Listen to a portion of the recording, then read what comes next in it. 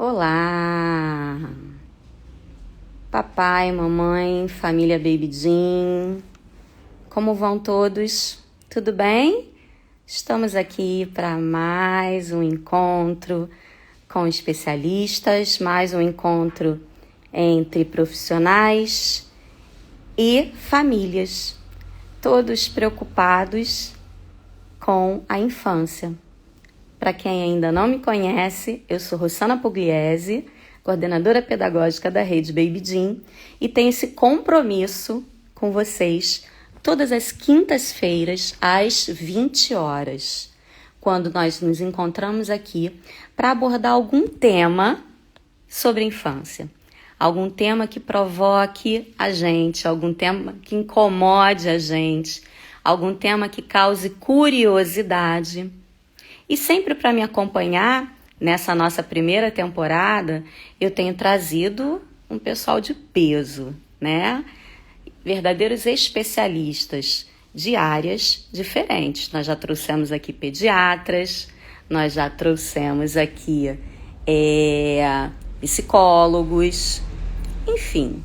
E hoje, não menos importante, tão importante quanto tudo que a gente já falou aqui, quem vai vir falar é uma profissional de educação física. Olha que legal. É uma amiga querida, fundadora do movimento Mirim. Ela vai explicar um pouco pra gente o que é esse movimento. Cláudia Barros. E a gente vai falar de um tema muito legal, né? Meu filho não está desenvolvendo como deveria. Talvez a gente pudesse ajustar esse título. Que tal? Eu acho que meu filho não está desenvolvendo como deveria, né? Então vamos ver, vamos tirar essas pulguinhas de trás da orelha de um monte de papai e mamãe que está aqui, que vai assistir essa live agora ou que vai assistir depois gravada, gente. Tá sendo muito legal o quanto que a gente está atingindo de pessoas com esses encontros, né? O quanto que existem várias pessoas que depois vêm e visitam a nossa página no momento que podem para ver aí esse nosso papo, que tem sido um papo muito objetivo, numa linguagem muito fácil, para que todo mundo entenda coisas muito complexas, né? Nosso objetivo aqui é fazer uma comunicação científica, mas de forma que você compreenda. Não adianta eu chegar aqui falando um montão de palavra difícil, um monte de termo técnico, né? Que a gente precisa aqui é traduzir isso para vocês que estão aí, estão com as crianças no colo. Então vamos lá, deixa eu chamar aqui minha convidada. Ela já está por aqui.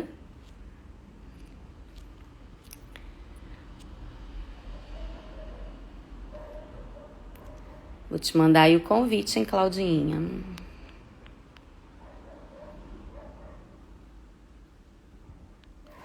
Ver se você está recebendo para você vir para cá, bater papo comigo. Enquanto a Claudinha está entrando, eu quero contar para vocês que na nossa próxima temporada a gente vai vir com mais novidades. Vamos mudar um pouquinho esse formato, né? E vamos começar a bater bola em trios. Vamos fazer isso porque nós precisamos trazer para o nosso bate-papo ainda mais gente. Cláudia,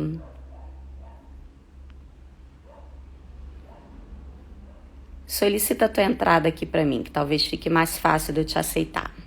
Ah, tô te achando aqui. Pronto, agora vai, Claudinha, pronto.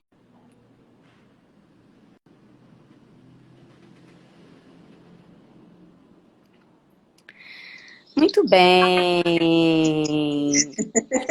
Coisa, né? A pessoa não é muito tecnológica, né, Cláudia? Diferente de Rô, eu vou te você. falar uma coisa. Eu fiz tanta live na quarentena e eu não sei o que aconteceu. A última live que eu fiz, acho que deve ter, sei lá, uns 20 dias. Não entrava de jeito nenhum. A gente atrasou tudo. Eu saí correndo para pegar o celular do meu filho. Eu não sei o que aconteceu no meu celular. Então hoje eu tô com o do meu marido aqui de reserva, mas eu consegui entrar no meu. Mas posso Sei te lá o que contar? foi. O Instagram, ele mudou o layout aqui da live. Antigamente, tinha um outro ícone aqui que a gente clicava para chamar as pessoas.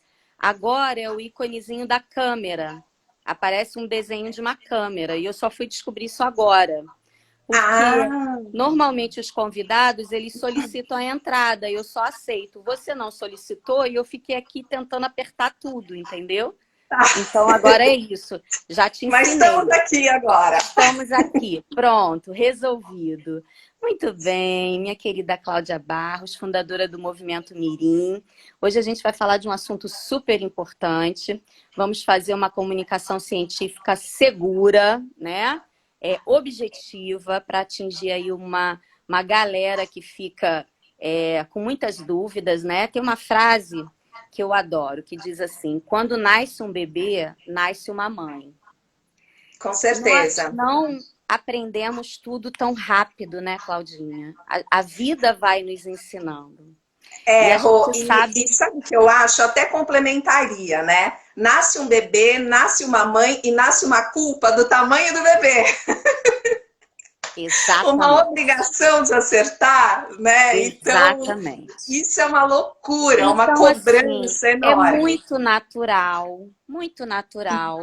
das mamães compararem comportamentos, né? Ah, o seu filho já fala, o seu filho já anda.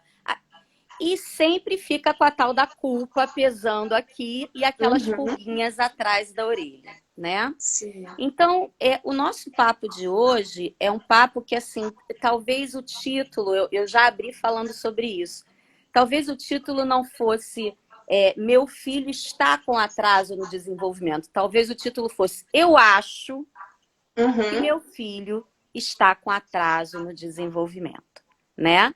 Então, antes da gente entrar nesse tema que é muito vasto, eu queria, minha amiga, que você se apresentasse, contasse um pouquinho para quem está aqui, da onde você vem, da formação. E outra coisa, né? De que lugar você está falando? Porque a gente tem falado com gente do Brasil inteiro. Eu estou no Pois Rio de é. Janeiro, você está onde? Eu estou em São Paulo, gente.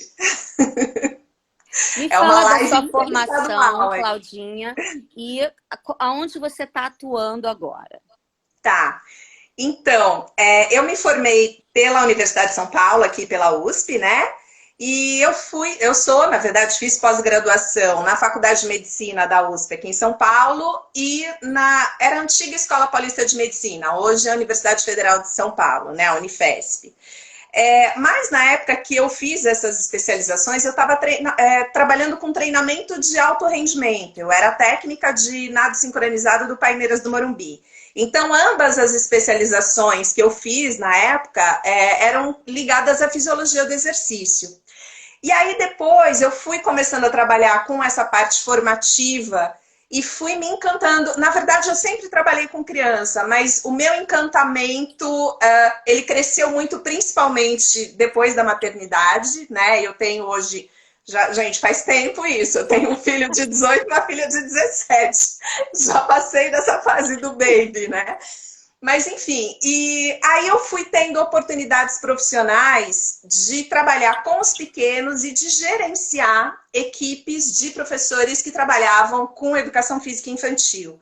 Então, eu fui gerente da Companhia Atlética durante 10 anos do programa infantil lá, mas antes disso, eu fui gerente também da Academia Competition, que é uma grande academia aqui de São Paulo, né?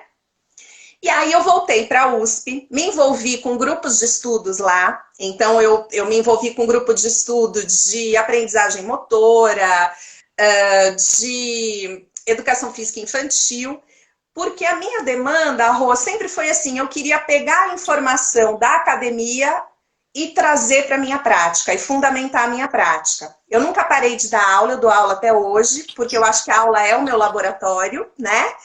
E aí, depois de 20 anos gerenciando e continuando a dar aula para crianças, eu acabei tendo aí uma ideia de construir uma empresa onde eu pudesse fazer uma capacitação de professores, com um olhar que era um olhar que, na verdade, é como eu entendo o desenvolvimento infantil. Eu observava que a gente tinha professores extremamente interessados, mas que eles corriam atrás de fundamentação e eles não encontravam esse diálogo entre a teoria e a prática. E eu percebi que era o meu papel fazer esse canal, porque eu estava na prática todos os dias e eu estava na academia também buscando essa fundamentação. Então, eu construí a Movimento Mirim, essa empresa tem 6 anos, e eu passei, assim, por todas as instituições que você possa imaginar. Escolas, academias, clubes, no Brasil todo, né? ONGs, enfim. Então, é muito bacana, porque eu tive a oportunidade de entrar em contato com diversas realidades. E todos os lugares por onde eu passo, eu tenho sempre um cuidado muito grande de ter muito respeito pelo trabalho que está sendo realizado naquele lugar, né? A gente tem que... São aquelas pessoas que entendem daquele público que elas estão atendendo. E quando você vai com esse olhar, você aprende muito, tem muita troca. Então, isso, na verdade, vai me formando. As minhas aulas também vão ficando cada vez melhores, porque eu também aprendo muito nesses lugares que eu atendo como consultora ou com esses profissionais que participam dos treinamentos. Que maravilha, que trabalho lindo e, é assim, apaixonante porque vem de uma raiz chamada educação física, né? Vem de uma semente Sim. chamada educação física, que para quem não sabe também é a minha semente. Então a gente acredita demais nessa linha onde o corpo ele é formador, né, Cláudia? O Uhum. corpo ele educa essa criança, ele forma essa criança, ele prepara essa criança para a vida. A criança começa a vida brincando com o próprio corpo. Então, hoje, por exemplo, eu recebi um bebê aqui na Baby Jean, que ele corria e ele brincava pela sala, mas ele ficou encantado com um espaço onde ele podia fazer tudo sem se machucar. E Uhum. eu fiquei impressionada, porque ele virava cambalhota. Ai, Ele que virava bonitinho. cambalhota. E aí Uhum. eu, conversando com a mãe, eu falei, gente, que incrível, porque ele tinha um controle motor, Cláudia. Não era uma Uhum. coisa de se jogar, não. Ele Sim, rolava sim. certinho, ele tinha até força no abdômen. E aí a mãe falou que é porque ele, desde muito cedo, brincava já num espaço parecido com o meu, um tatame, que o pai é professor de jiu-jitsu. Então, muito Olha que bacana. do que a gente faz vem dessas coisas que são as nossas raízes, né? Com Muito bem. certeza.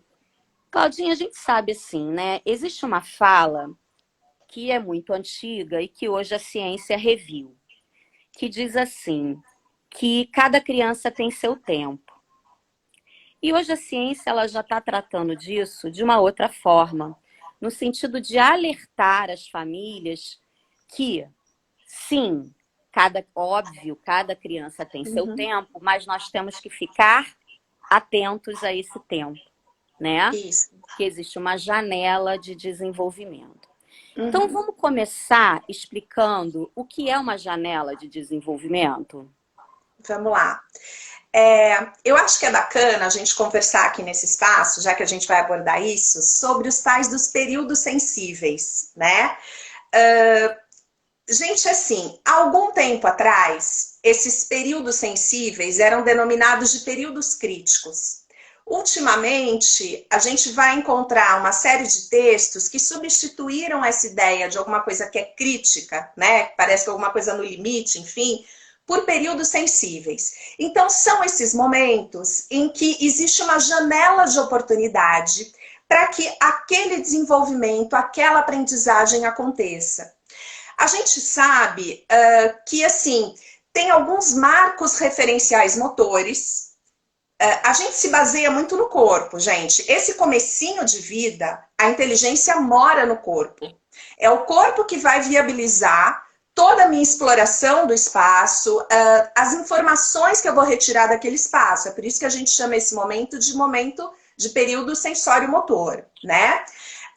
Existem, principalmente nesses 2 primeiros anos de vida, existem alguns marcos referenciais que são importantes. A gente sabe que vai ter uma variabilidade individual, sim, isso vai acontecer, mas assim, a ordem dessas conquistas motoras, ela é fixa. Então, pode ser que um bebezinho consiga, por exemplo, andar com 10 meses, um outro com 14 meses. Mas certamente ele não vai ter andado sem antes ter se arrastado, né? Então, primeiro ele se arrastou, depois ele engatinhou e depois ele vai se apoiar nos móveis para trocar os passinhos e depois ele vai andar. Então, a gente tem essa sequência que é uma sequência fixa. Aí a gente fala assim, então tudo bem, então dos 10 aos 14 meses, que é isso, né? Como assim? Não é um período muito longo? Porque na verdade, tudo que a gente chama de desenvolvimento é aquilo que vai acontecer do ponto de vista biológico. Então, porque eu sou humana, eu vou me desenvolver dessa forma. Só que esse desenvolvimento, ele vai se conectar com esse outro conceito que é a aprendizagem. A aprendizagem é tudo que está fora de mim, mas que eu sou capaz de realizar porque eu aprendi, eu coloquei de fora para dentro. Então, é nessa conexão, é nesse encontro que todas aquelas manifestações motoras, cognitivas, sociais, afetivas, enfim, vão acontecer. E a gente tem essas janelas de oportunidade que assim, é possível aprender, para o resto da nossa vida é possível aprender. Se a gente for pensar principalmente em termos de sistema nervoso, a gente sabe que existe a neuroplasticidade e que a gente tem uma capacidade, na verdade, de ir se adaptando e aprendendo ao longo da nossa vida. Mas essas janelas de oportunidade são momentos onde tudo que está acontecendo no meu corpo facilita o acesso àquela aprendizagem naquele momento. Além disso, eu acho que cabe, e é muito difícil para uma mãe de primeira viagem ter uma noção de, será que está um pouquinho atrasado? Será que está no momento certo? A mãe que está no segundo filho é tudo mais fácil, porque você tem um parâmetro, né? Para o primeiro filho é mais difícil e muitas vezes, gente, justamente por uma super proteção, né? Isso é o nosso instinto materno. Natural. Não tem jeito, a gente protege. Mas no segundo filho, você já começa a desencanar um pouquinho mais, você já deixa ele mais solto. Então, naturalmente, até porque ele também tem o primeiro, né, o irmão mais velho, enfim, como espelho, é natural que esse desenvolvimento ele seja antecipado no segundo filho em relação ao primeiro. O que é muito bacana? A gente costuma fazer aquelas consultas mensais de rotina com o pediatra e não por acaso eles trazem, né? Eles têm tabelas, enfim, eles vêm com uma série de questões. E é fundamental que a gente seja assim, extremamente honesto naquele momento, né? Essa observação toda, com certeza, está sendo feita por esse pediatra. A gente pode falar aqui, enfim, uma série de marcos referenciais motorizados, mais ou menos em que momento que a criança, sei lá, consegue sentar sozinha. Então, a gente sabe que, por exemplo, com autoapoio, mais ou menos em torno de 6 meses. Sozinha, de fato, ela conseguir se deslocar e em seguida sentar sozinha, mais ou menos em torno de 8 meses. Meu filho tem 8 meses, ainda não senta? Tem alguma coisa errada? Não necessariamente. Vamos observar como que isso tudo está sendo desenvolvido. É muito importante para que essa criança se desenvolva o chão. O chão, gente, ele é tudo. Esse depoimento que a Rô trouxe, né, dessa criança, desse bebê que já faz cambalhota, é justamente porque ele teve liberdade, ele teve autonomia para experimentar isso tudo, né? Já me perguntaram uma vez, e aí eu acho que é uma dica bacana também. Nossa, então tô grávida, então eu vou trocar o piso do quarto do meu filho. Eu vou colocar aquelas almofadas, aquele piso acolchoado. É legal? O mundo não é uma almofada. Eu preciso de rigidez, né? Eu preciso de rigidez, eu preciso de limite para eu me organizar.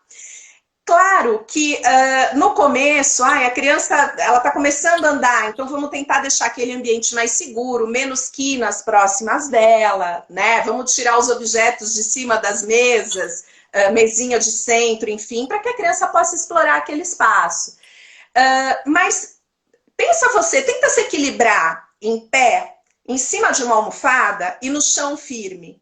Vê o que é mais fácil para você, né? O ideal, claro, se a gente tem espaços bacanas, com tatames, isso é incrível, mas eu não posso transformar o chão da minha casa num tatame, né? Porque o tatame oferece uma certa rigidez. Na verdade, ele é menos ondulado, né? Ele tem menos oscilações naquele piso. Então, a criança consegue se apoiar. Mas certamente não é esse tipo de piso que vendem para você quando você vai fazer o quarto do seu filho. São aqueles pisos que parecem almofadas. Aí fica aquele estresse. Todo mundo tem que passar descalço naquele ambiente. O bebezinho mesmo não vai conseguir ter apoio lá, né? Então eu acho que é interessante a gente também apresentar esse mundo real para a criança, essa rigidez, né? É importante para a criança também. Muito bom. E aí a gente explicando já esse começo sobre essas janelas de desenvolvimento, que no português, claro, é importante você, mamãe, você, papai, entenderem que elas são muito largas, né? Isso. Quando a Claudinha fala de uma criança que ela vai andar entre 10 meses e 14 meses, a gente está falando de 6 meses de diferença.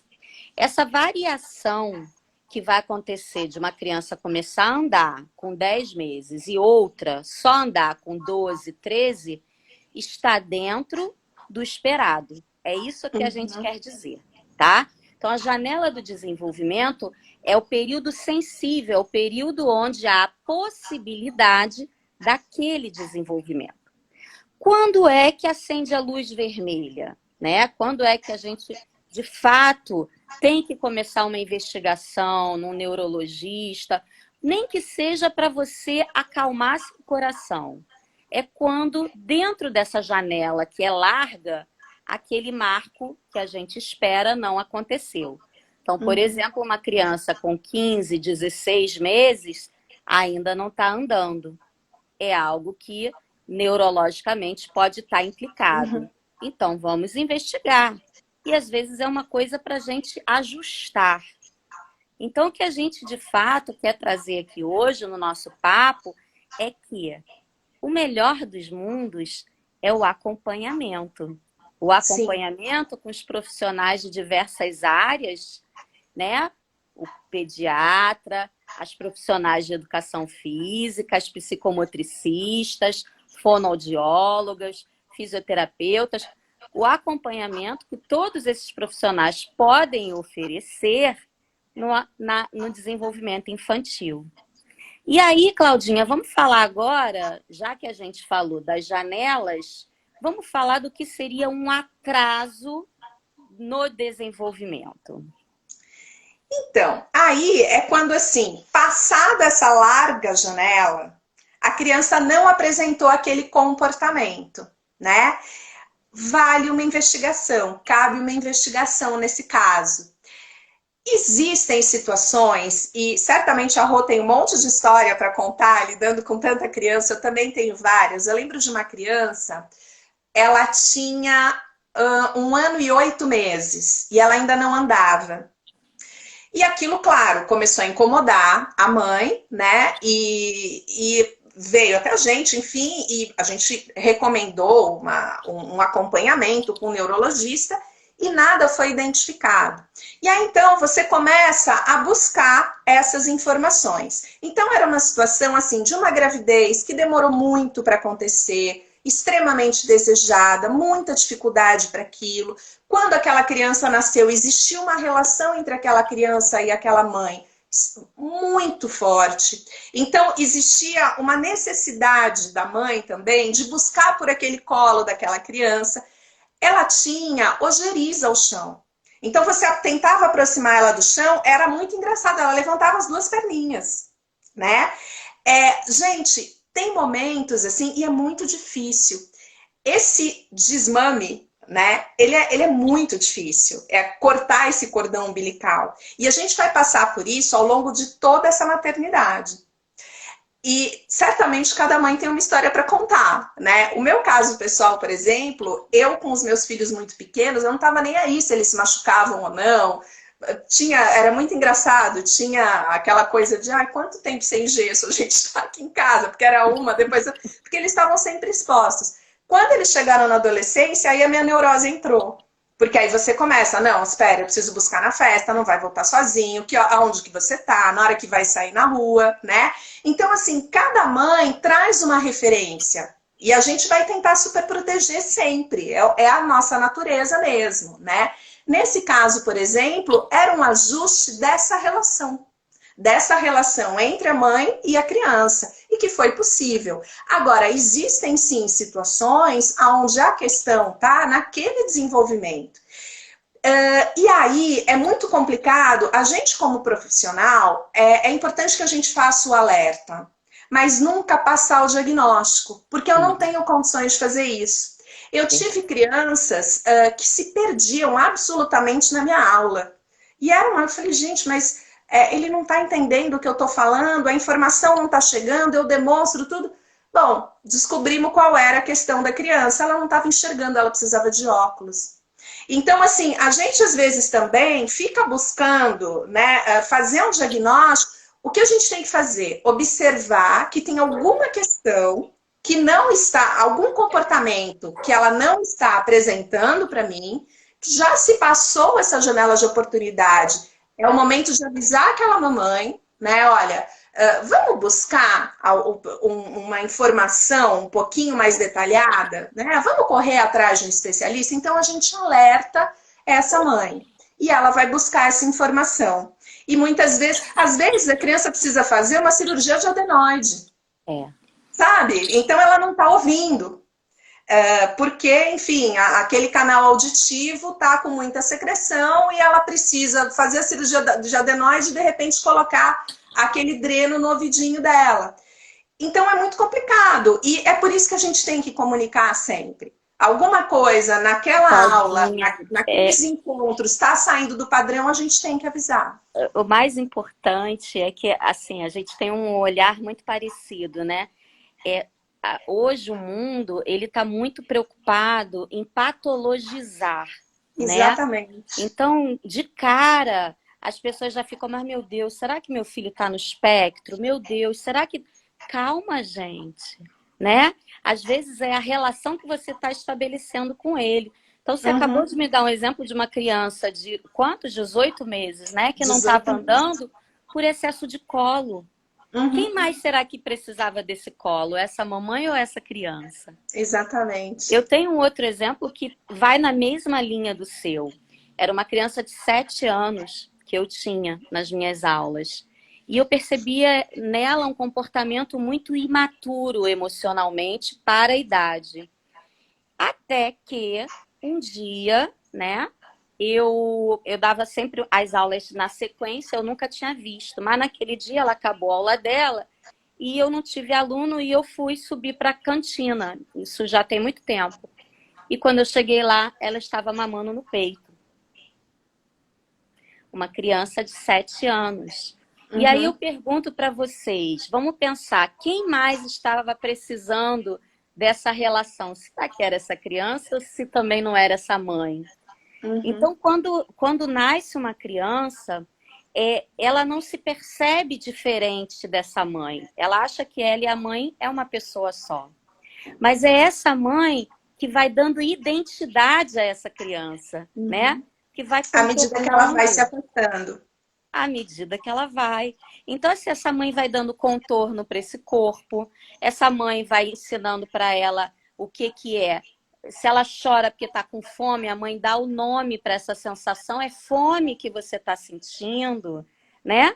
Então, essa relação, esse nascimento do outro, ele ocorre a partir dessa cuidadora.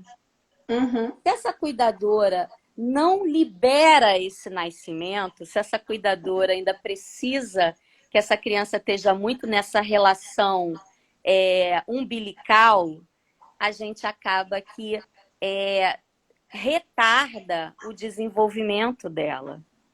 E que assim, mamães, tudo bem, a gente não está aqui julgando ninguém. Não, de forma nenhuma.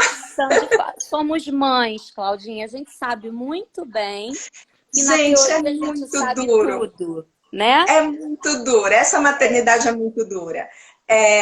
Eu acabei me tornando uma mãe melhor justamente por trabalhar com crianças e identificar essas relações entre essas cuidadoras, essas mães e seus filhos. Então você começa a ter uma autocrítica maior, mas você se pega cometendo os mesmos erros. E que bom, né? Eu não gostaria de ser uma mãe perfeita. Não, Sim. eu acho que essa perfeição também não vai ser boa para os meus filhos, né? É, é curiosíssimo. Aliás, está passando. Eu vi ainda há pouco uma propaganda, eu só não vi qual era o produto. Ela dizia assim que eu achava que eu ia fazer tudo daquela forma, né? Eu tinha uma cabeça onde tudo ia funcionar muito bem, eu ia ter controle de tudo. Ah, meu amigo, só quem é mãe sabe que a gente não tem controle de Acho. nada. Muito bem. Minha amiga, e aí vamos lá, vamos seguir aqui, porque chegaram perguntas pelo nosso Instagram. Então eu Uhum. vou começar a trazer algumas agora, né? Uma diz assim: minha filha tem 10 meses e ainda não começou a engatinhar. Isso é um problema? Não é um problema, gente. Lembra? A Rô acabou de falar dessa janela que é super larga. Mais ou menos em torno de 9 meses, as crianças começam a engatinhar. Mas a gente tem crianças que engatinham com 10 meses, a gente tem crianças que engatinham um pouquinho mais tarde. A gente tem crianças que não engatinham. Eventualmente, me perguntam a esse respeito. Ah, meu filho começou a andar com 10 meses e ele ainda não engatinhou. Qual é o meu olhar sobre isso? Eu gosto muito de crianças que engatinham e eu vou explicar por que isso para vocês. Esse desmame que a Rô estava se referindo agora, ele é um processo. E ele é um processo para esse bebê e para essa mãe. Então, essa construção de identidade, esse bebê ele vai fazendo ao longo desses 2 primeiros anos de vida. É nessa separação, é nessa construção de separação que o bebê constrói a si mesmo. Agora, à medida que esse bebê vai saindo do meu colo e que ele vai indo para o chão, essa separação vai sendo muito facilitada. É por isso que eu gosto tanto de chão. No momento que ele está no chão, ele está separado de mim. Ele está explorando aquele meio com absoluta autonomia. E se a gente for pensar nesse desenvolvimento, nessa construção, ele saiu do meu colo e agora ele vai para o chão. Qual é a primeira forma de deslocamento que ele apresenta para mim? Se arrastando. Então ele precisa, embora ele tenha se separado de mim e perdido essa superfície de contato com o meu corpo, ele vai buscar esse amparo no chão. Depois, na hora que ele começa a engatinhar, o que vai acontecer? Ele já está ganhando mais autonomia, então ele está abrindo mão de alguns apoios motores. Ele passa então a precisar apoiar somente a canela e as mãozinhas no chão. Até que depois ele começa a ser capaz de apoiar os 2 pezinhos, de ficar ereto e de se segurar nos móveis só pelas mãozinhas. E somente depois ele vai andar, inicialmente com as mãozinhas para cima, né? Buscando, enfim, o apoio de alguém, e depois, lá pelos 13 meses mais ou menos, ele começa a baixar essas mãozinhas. Então, esse engatinhar, ele é importante para prover bons apoios para a criança. É esse olhar que eu tenho. Né? Então, tanto do ponto de vista da coordenação motora, é importante que a criança consiga fazer essa alternância de segmentos, mas também por uma questão afetiva, gente. Ela vai abrindo mão dos apoios, ela vai se colocando ereta e aí então ela vai conseguindo andar. É como se aquele chão envelopasse ela. O meu colo não dá mais, não é mais necessário para fazer esse envelope, mas ela vai buscando esse envelope no chão até que finalmente ela consegue ter essa autonomia motora. O chão é assegurador, né? É O assegurador, chão é exatamente. assegurador. Então a criança fica ali em segurança. É por isso que na Baby Jean o nosso trabalho é no chão, Claudinha. Um chão higienizado, um chão com segurança, mas é lá que eles precisam estar. É Esse lá que tudo negócio, acontece. tudo acontece. E as mães ficam bobas, né? Eu adoro brincar assim com elas, porque às vezes a gente traz uns materiais alternativos e leva para o chão. Então eu trago um material em que eu deixo eles criarem, né? E a gente vai. E aí eu brinco com elas, olha, gente, por exemplo, uma caixa de sapato pintada. Esse aqui eu importei da Holanda e junto com palitos franceses, porque assim, hoje as famílias gastam verdadeiras fortunas com brinquedos, né? Brinquedos que a criança só toca e o brinquedo quase vira uma cambalhota e não tem interação nenhuma. Então, aonde é que É, interage? É no chão e é com no esses chão. materiais, né? Exatamente. Essa semana, Rô, nas redes sociais da Movimento Mirim, diariamente são postados vídeos curtinhos, coisa de 2, 3 minutinhos, como se fossem umas pílulas assim de informação, né? E a gente fala Maravilhosa. desse desenvolvimento infantil. Anteontem teve um vídeo que eu postei, nossa, e aí, assim, ele explodiu de visualização. Até minha tia ligou para minha mãe, a minha mãe nem me segue, mas ela ligou para minha mãe para avisar que mandou para o meu primo. Minha mãe, mas o que você fez na rede social? Então, eu estava falando exatamente dessa questão dos eletrônicos. Gente, quando a Que gente pensa ótimo. em crianças pequenininhas, essas crianças pequenas, elas são binárias, né? Então, tudo é grande ou pequeno. O mais ou menos grande, como é que ela vai classificar? Ela vai identificar se esse mais ou menos está mais perto do grande ou está mais perto do pequeno. E ela vai classificar como grande ou pequeno. Essa relativização ela vai acontecer ao longo da infância e a criança vai relativizar lindamente só lá na adolescência. Quando a gente está falando dessa construção de espaço, dessa construção de material, isso também se refere a comportamentos. Esses eletrônicos, eles são binários. A criança apertou um botão, o eletrônico emite um som. Apertou outro botão, apareceu uma tela. Apertou outro botão, apareceu... É um mundo em 2D e é um mundo binário. E todo o nosso caminho de desenvolvimento com a criança é sempre no sentido de apresentar para ela a relativização. É por isso que esses eletrônicos limitam tanto. Eles não são proibidos. Mas eles não podem se sobrepor a outros brinquedos. E a gente até conversou, né, Rô, quando a gente fez um programa junto. Coloque seu filho na cozinha e dá todas as colheres para ele. Sabe? Abre a gaveta de colher, dá para ele um monte de refratário de plástico. Ele vai perceber quais são as diferenças entre formas. Ele vai aprender a classificar o que cabe, o que não cabe, dentro, fora, grande, pequeno, o médio, a colher que não está nem grande nem pequena. E ele vai explorar um mundo em 3D. Então, é muito mais estimulante do ponto de vista cognitivo esse tipo de atividade. Não é um brinquedo estruturado, é um material de cozinha, né? Então, de novo, assim, não é proibido o eletrônico. O que me incomoda são aqueles quartos de bebês que só tem eletrônicos. E a gente fala, gente, quanta limitação num pequeno ambiente, né? Exatamente. E aí a gente já está até respondendo uma pergunta que tinha aqui para você, que perguntava assim: a televisão pode atrasar o desenvolvimento? Porque nessa época da pandemia as crianças estão muito em frente à TV e a gente pode relacionar a TV também com isso que você está falando, porque de certa forma ela também não proporciona muitas possibilidades de interação, né? Não proporciona. E a TV, gente, ela tem uma questão que é importante, que é a questão da fala. A criança, por exemplo, para desenvolver a fala, como é que ela vai desenvolvendo, né? Ela vai, na verdade, se atendo mais à melodia da minha voz do que o que aquela voz significa. O que aquela palavra significa. Quando a gente se reporta a qualquer bebê, isso é em qualquer lugar do mundo, é isso que é interessante, né? Tem alguns psicólogos que chamam isso de manhês. Manhês é o tipo de fala que o tipo de som que a gente emite quando a gente se dirige à criança. Então a gente não fala, oi, tudo bem? A gente fala, oi, tudo bem? Então a gente fala devagar, a gente deixa a nossa fala mais aguda, e é nessas oscilações tônicas que a criança vai tirando dicas para identificar o que aquilo significa. Ela não tem isso na TV. E além dela não ter isso na TV, ela também se apropria da fala, fazendo uma conexão entre aquele som que ela ouve e que eu estou emitindo e as minhas expressões faciais. Porque, na verdade, ela não está se apropriando simplesmente da fala, ela está se apropriando de uma comunicação. Então, claro que a gente não tem como, a gente vai colocar assim a criança na frente da TV, faz parte. Mas vocês vão observar que, principalmente, os bebês até 1 ano de idade, eles não se interessam por aquilo que está passando na TV, eles se interessam pelo controle remoto da TV.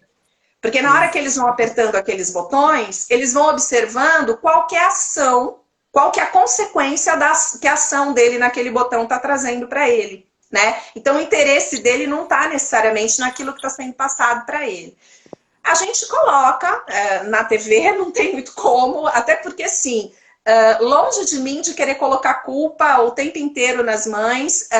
Eu também, na pandemia, embora meus filhos já sejam adolescentes, mas tem demandas, e eu também estava trabalhando em casa. né? Então é muito difícil, tem momentos que você precisa estar numa reunião, né? Então eu entendo tudo isso, de verdade, assim.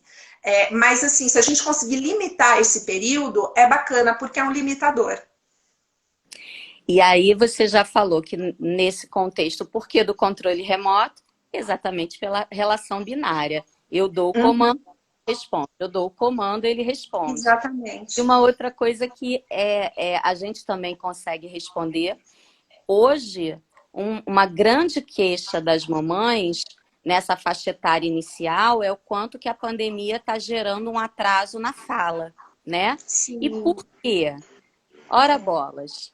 Ele não está tendo relação com o mundo, ele só está tendo relação com o papai e com a mamãe, que às vezes essa comunicação não é muito intensa. Então a mamãe Uhum, até faz esse discurso melódico que o banhês traz, mas ele está tendo muito contato com uma televisão que não traz esse discurso melódico, né? Então, às vezes, o papai não conversa muito, que é uma dúvida. E, gente, aqui é só um exemplo, não é para dizer que pai não fala, não, mas é só para a gente dizer. Você pode ter certeza que a mãe que é mais comunicativa estimula a criança a falar mais rápido, né? sim, E que, às sim. vezes, isso não acontece dentro da sua casa. Não é a Uhum. sua característica. E tudo bem, mas é só para justificar o porquê do atraso na fala. Isso não significa que seu filho tenha problema nenhum. É só pela relação social que está limitada nesse momento, Tá né? limitada e tem um complicador que quando essa criança vai para a rua, as outras pessoas estão de máscara. Então ela Exato. não tem acesso a essa boca articulando exatamente. Isso complica muito. Tem uma outra questão que assim, como elas estão convivendo menos com outras crianças, quando essa criança está comigo, eu sou a mãe dela, ela aponta, né?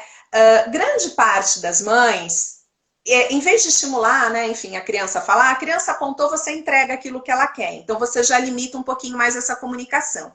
Aonde que ela vai desenvolver muito essa fala? Na escola. Porque o amiguinho, ele não vai te entregar nada se você apontar. A criança, na verdade, você vai ter que se comunicar de alguma forma com ela. Tudo isso está limitado, gente. Então, assim, tem algumas dicas para a gente fazer em casa que são interessantes. Esse período de aquisição da fala, mais ou menos em torno de um ano, essa criança entende em torno de 50 palavras, mais ou menos, né? Isso vai se desenvolvendo, mas essa explosão linguística, ela acontece em torno de 5 anos. Aí é uma explosão linguística, uma coisa absurda, né? Mas nesse comecinho, ela vai se comunicar muito pelo corpo. A gente chama isso de linguagem corporal. Depois, o que ela vai fazendo? Ela vai adicionando gestos significativos a alguns sons.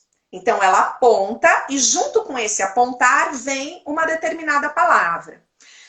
Eu devo corrigir? Não. Mas sabe como é que a gente faz? A criança, ela vira para a gente e fala, por exemplo, boboendo, sei lá, né? A gente olha para ela e a gente repete qual era a intenção dela, construindo a frase correta. Ah, a vovó tá varrendo o chão. Percebe? Então, assim, porque eu não posso falar para ela, não, boboendo tá errado. Porque aí ela se cala, né? Uhum. Mas, ao mesmo tempo, eu tenho que dar dica para ela da construção correta. Esse momento que essa criança ela usa algumas palavras, né, que são as palavras mais importantes para contextualizar alguma coisa, a gente chama de fala telegráfica, porque parece um telegrama mesmo, né? É. Ela coloca duas palavras lá e ela se faz entender. E o nosso papel é esse, é se reportar a ela, sempre buscando essa melodia que naturalmente a gente faz, né? E é isso que eu falei, em qualquer lugar do mundo, é isso que é muito interessante, né? Mas com a construção correta, porque aí a gente vai apresentando para ela um novo repertório. É. Isso é bonito, né, Cláudia? A gente é muito apaixonada por isso tudo, né? É uma A gente fala com delícia. brilho no olho, é muito legal. Bom, então vamos assim, vamos falar agora, vamos voltar lá por onde a gente começou, né? Porque a gente está caminhando um pouquinho aí para o final da nossa live. E muitas das perguntas que chegaram, Claudinha, sempre foi assim, comparando o filho com o primo, ou meu filho tem dificuldade de se relacionar, ou meu filho ainda não sentou, mas porque eu vejo, ou a minha vizinha, o bebê dela da mesma idade já sentou, né? O meu sobrinho, ele chega em qualquer lugar e brinca com todo mundo, meu filho não. Sempre essa questão do olhar para o outro e ficar se questionando sobre as questões do seu filho.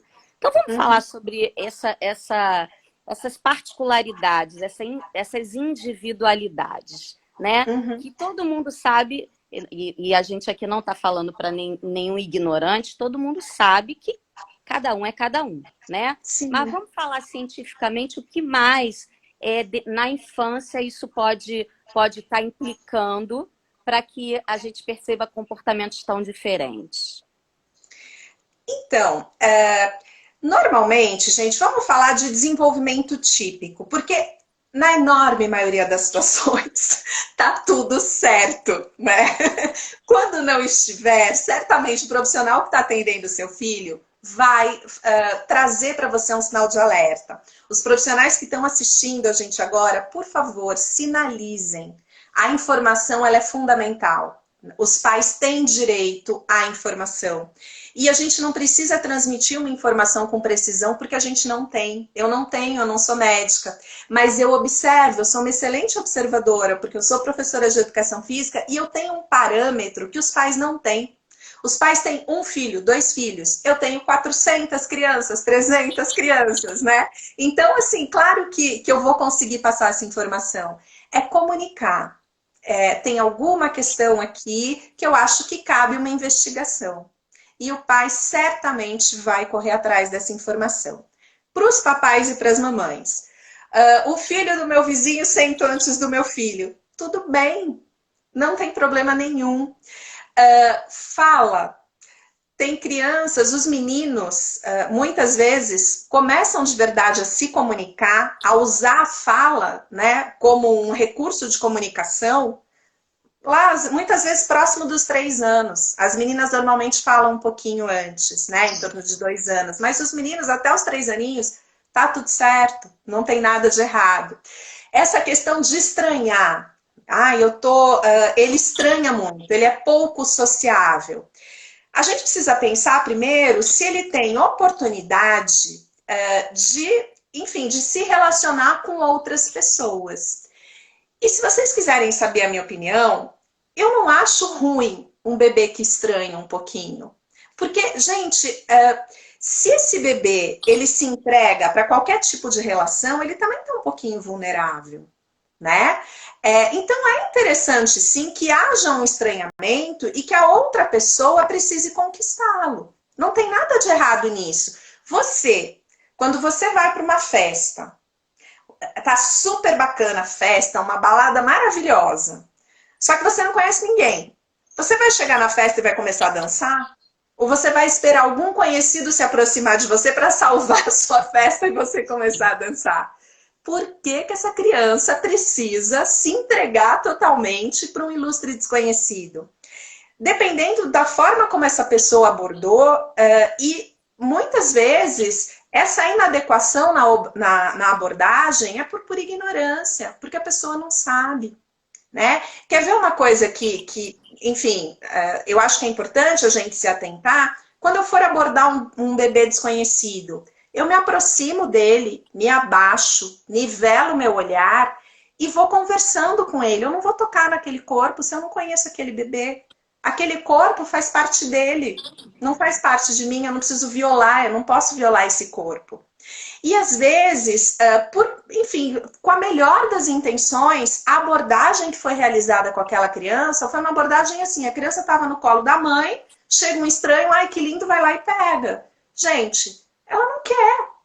Ela está naquele colo que representa todo o conforto do mundo. A pessoa que ampara, que provê afeto, que provê alimentação, que provê cuidado. De repente ela é tirada de lá por uma pessoa que ela tem pouca relação. É claro que ela não quer ir, né?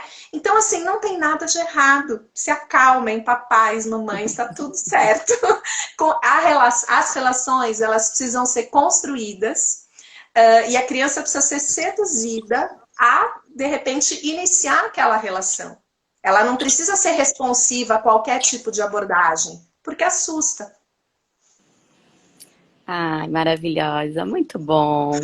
É isso, mamães, papais. A nossa fala de hoje é uma fala que veio para que vocês acalmem os corações de vocês, que vocês entreguem esse acompanhamento a algum profissional da sua confiança, né? É, e nós, profissionais que acompanhamos, eu na Baby Jean, Claudinha no Movimento Mirim, tantos outros colegas que estão aqui, amigos, ó, Aline Miranda, Renatinha, quanta gente, Silvia Bach, Cristina, isso é tudo psicomotricista, gente. Olha aqui, pessoal da Baby Jean de Brasília, Baby Jean Cascavel, Baby Jean Bento, cheio de a Larissa, nossa psicomotricista, ó, beijo para vocês. Nós somos profissionais que trabalhamos com a infância. Nós estamos atentos e vamos sinalizar para vocês quando algo estiver fugindo muito daquilo que a gente está acompanhando, quando estiver saindo muito desses marcos, desses períodos sensíveis, nós vamos sinalizar para vocês. Não fica procurando cabelo em ovo. Para de se preocupar e carregar o mundo nas costas. Curte a sua maternidade, a sua paternidade. O mundo está patologizando demais a infância. Pensa em você quando você corria pelo quintal, arrastando a sua fralda, com o pé na terra. É ou não é? E o biscoito caía no chão, a gente enfiava na boca e comia. Com Minha certeza. gente, infância é isso. A gente está super protegendo, super valorizando como se fossem seres que, meu Deus, olha só, eles são fortes, eles são saudáveis. Então vamos parar de procurar cabelo em ovo, entrega o acompanhamento na mão de um profissional e vamos entender que agora, nesse momento de pandemia, estamos verdadeiramente passando por uma fase diferente. Então Uhum. não é o seu filho que está com atraso na fala. Todas as crianças nesse Todos, momento estão com atraso todos. na fala. Se bobear, até eu estou com atraso na fala. Eu não tenho com quem falar, gente.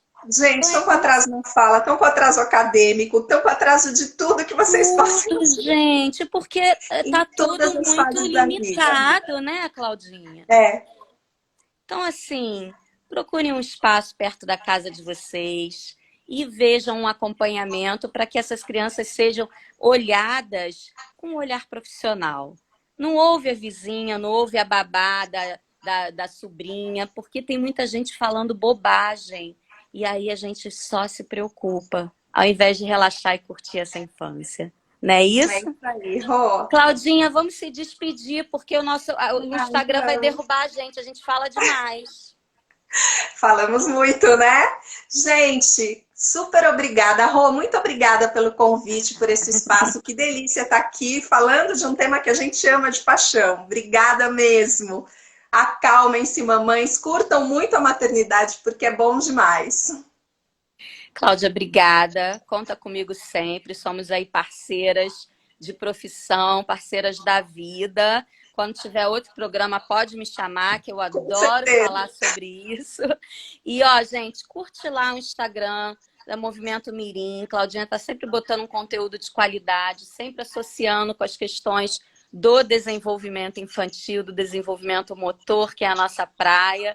E a gente vai conseguir acompanhar e tirar ainda mais informações, mais conteúdo lá pelo Instagram dela, tá bom? Ó, beijo. Quinta-feira que vem tem mais, galera. Tchau, tchau. Beijo, gente. Tchau.